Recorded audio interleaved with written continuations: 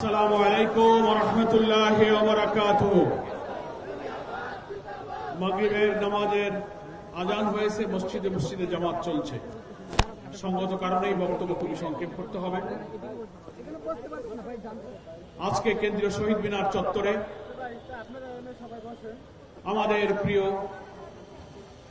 24 জুলাই আন্দোলনের অকুতোভয় মৃত্যুঞ্জয়ী সৈনিক শরীফ উসমান হাদির উপরে নৃশংস হামলার প্রতিবাদে আজকের এই প্রতিরোধ সমাবেশে সম্মানিত জাতীয় নেতৃবৃন্দ, সুধীবৃন্দ, সাংবাদিক বন্ধুগণ, আমার প্রিয় দেশবাসী,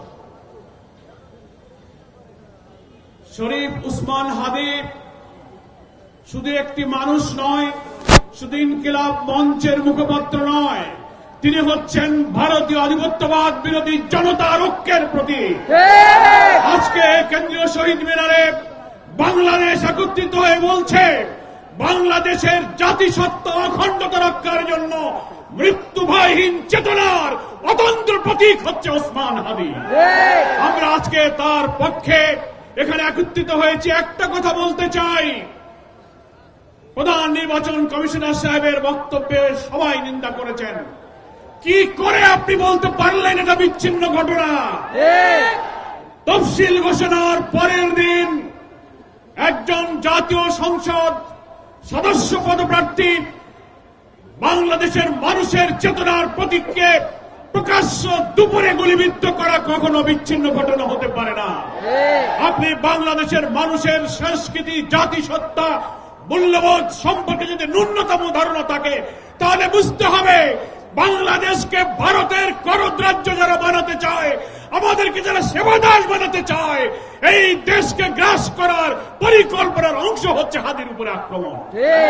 এটা বিচ্ছিন্ন নয়, এটা একটা প্যাকেজ প্রোগ্রাম। আমি বিস্মিত।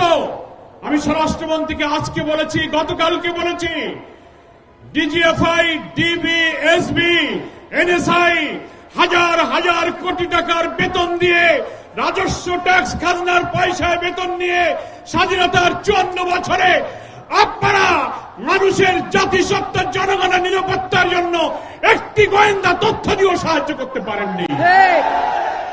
তা না হলে তার উপর আক্রমণের 2-3 দিন আগের থেকে সে বলছে আমার জীবনের নিরাপত্তা নেই, আমি নিরাপত্তাহীনতায় ভুগছি, আমি গুলিবিদ্ধ হতে পারি, আমার দুঃখ নেই, আমি গুলিবিদ্ধ হলে তোমরা বিচার করো, আমার ছেলেটাকে তোমরা দেখে রেখো।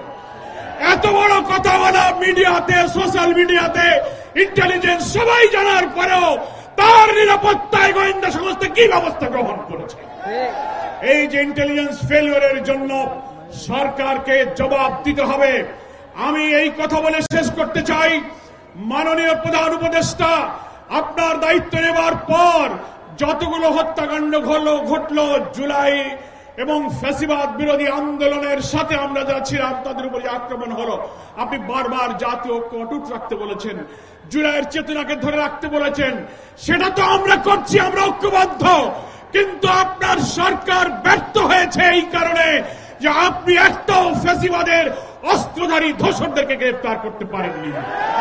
আমরা আজকে দাবি জানাতে চাই, রাজধানী ঢাকা থেকে বাংলাদেশের গ্রামে গঞ্জে, শহরে, নগরে, বন্দরে, প্রত্যেকটি থানায় আপনার পুলিশ অফিসাররা জানে সশস্ত্র আওয়ামী অস্ত্রধারী কারা, তাদের তালিকা থানায় আছে, অবিলম্বে তাদেরকে গ্রেফতার করুন। আমরা জুলাই যোদ্ধা আমাদের প্রিয় ভাই ওসমান হাদির আশু আরোগ্য কামনা করি। হায়াতের মালিক আল্লাহর কাছে আমরা মোনাজাত করি, হে আল্লাহ, বাংলাদেশের মানুষের জাতীয় স্বাধীনতা, সার্বভৌমত্ব, আপনাদের আমাদের মূল্যবোধের জন্য আজকে হাদির সবচেয়ে অনিবার্য প্রয়োজন। আল্লাহ, তুমি আমাদের ওসমান হাদির নেক হায়াত দিয়ে তুমি তাদেরকে আমাদের মাঝে ফিরিয়ে দাও। আজকে ইনকিলাব মঞ্চের সঙ্গে বাংলাদেশ এসে দাঁড়িয়েছে। মনে রাখতে হবে, নির্বাচনকে বানচাল করার প্যাকেজ প্রোগ্রামের মধ্য দিয়ে এই দেশকে ভারতীয় আধিপত্যবাদের করদ্রাজ্য বানানোর এই চেষ্টা আমরা কখনো সফল হতে দেব না। আজকে মৃত্যুদণ্ডপ্রাপ্ত পলাতক আসামি হাসিনাকে যারা আশ্রয় দিয়েছে, হাদির উপরে গুলি করে ভারতে পালিয়ে যাওয়ার সুযোগ যারা দিয়েছে, তারা বাংলাদেশের নির্বাচনকে সুষ্ঠু করতে দেবে না। তারা হয়তো ভাবতে পারে আওয়ামী লীগকে ইলেকশনে আনো, ইনক্লুসিভ ইলেকশনের নামে, রিফাইন আওয়ামী লীগের ইলেকশনের নামে টকশোতে সুশীলরা, বুদ্ধিজীবীরা কর্পোরেট হাউসে বসে বসে যে ন্যারেটিভ উৎপাদন করে হাদির দিকে টার্গেট করলেন, এই সন্ত্রাসের বিরুদ্ধে আজকের এই জনসভা প্রতিরোধের যে আওয়াজ তুলেছে, গোটা জাতিকে ঐক্য গড়ে তুলতে হবে। নির্বাচন বানচাল করে এই দেশকে ভারতের কলোনি বানাতে আমরা দিতে রাজি নই। আজকে কেউ মনে করতে পারেন যে আওয়ামী লীগ তো বিদায় নিয়েছে, ইলেকশন করতে পারবে না। অন্য কোন দলকে আওয়ামী লীগ বানিয়ে ক্ষমতায় আনা যায় কিনা, এই স্বপ্ন আমরা পূরণ করতে দেব না।